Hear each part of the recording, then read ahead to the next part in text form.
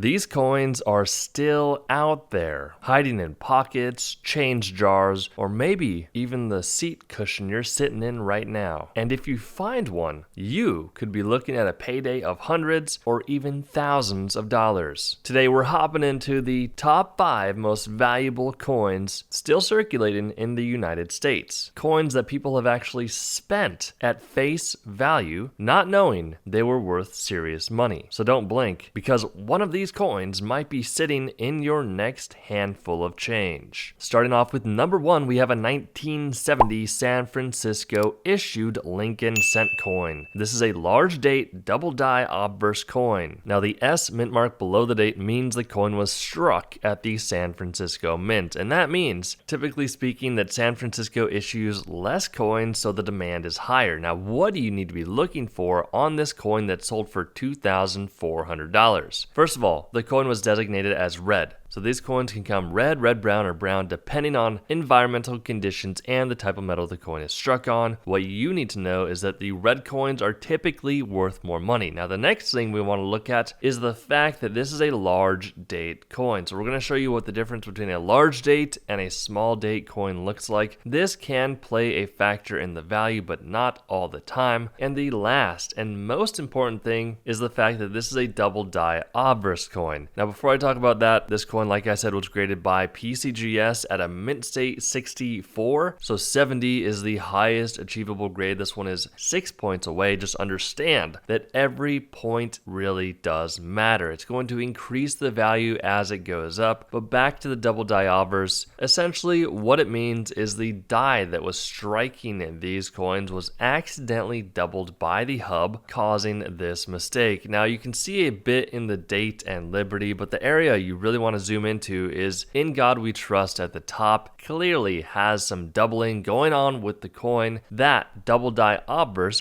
meaning the front of the coin, is what really is going to increase the value here. Once again, it sold for $2,400, so make sure to check your old penny rolls, especially those marked 1970S, because you might spot the doubling. Alright, up next we have a 1999 penny with a very small but very valuable detail on the back. So this 1999 coin sold for $3,960, and the area you want to be looking for on this coin is going to be in the words America on the back. The letters should have touching areas on this coin, but in this rare version, the A and the M are spaced apart. So like I said, typically in America, the words are touching, but look in the A and the M of your coin. Is there a space like this coin? If there is, then you have a rare coin. This is called the wide AM variety, and it was only intended for proof coins, not circulating coins. But a small number slipped their way into the wild. This one got graded by PCGS at a mint state 68, which is incredibly high for this coin. It sold for $3,960, but even circulating coins are worth over $200 depending on what the condition of the coin is. So make sure to flip over your 1999 pennies, because this one is still popping up in circulation. 6,000 buckaroos for this 2004 D Wisconsin quarter with the extra leaf. That is low. So this next one is state quarter gold. In 2004, the Denver Mint released the Wisconsin state quarters, and a few of them had a mysterious extra leaf in the ear of the corn. Some are known as the low leaf variety, while others are known as the high leaf, and both are worth a lot more money than 25 cents. This example at a mint state 67 sold for $6,000, but even lightly circulated versions have been known to sell for $100 to $300 or more. So if you're flipping through some state quarters, always check that corn husk. Rolling up next is a coin that sold for $8,400. It's a 1982 Denver issued small date bronze Lincoln cent coin. This is a transitional era, okay? So in 1982, it was quite a weird year for the pennies. The US Mint switched from bronze to zinc, and both large and small date varieties were made. But here's the kicker. The 1982 D small date was never supposed to be made in bronze. Only a few are known to exist, and this one got graded by NGC at an AU58, sold for $8,400, which is a staggering amount of money. This is one of the rarest Lincoln cent varieties, and it's so subtle that most people will actually never spot the coin unless they weigh it, because bronze weighs more than zinc. So make sure if you have a 1982 coin, you are weighing the coin. As you can see, this one weighs 3.08 grams, which is notated on the label by NGC. You can see this one is a discovery coin. $18,000 for this 1969 Lincoln cent DDO or double die obverse coin. This one got graded by PCGS at an AU58. So finally, one of the most legendary double die pennies ever made is the 1969 S DDO. Just like the 1970 S, the doubling is in your face. This is very bold, very obvious. You're going to see it on the date, in Liberty, and in God We Trust. Now, be careful because there are a lot of counterfeits out there of this coin. And here's a fun fact. This coin is so rare and so valuable, it was once mistaken for a counterfeit and confiscated by the Secret Service. So when they saw this coin, they said, there's no way something like this could exist. It must be fake. So that really should be telling you something. This one at an AU58 sold for $18,000, and higher graded in examples have crossed into much higher territory. These are still out there, and finding one could change your life. So next time you get change back at the store or go through a penny roll, don't miss the coins that look a little off, because some of the most valuable coins in US history aren't buried in collections, they're still in circulation today. Make sure to subscribe and hit the notification bell because your next lucky find could be just one video away.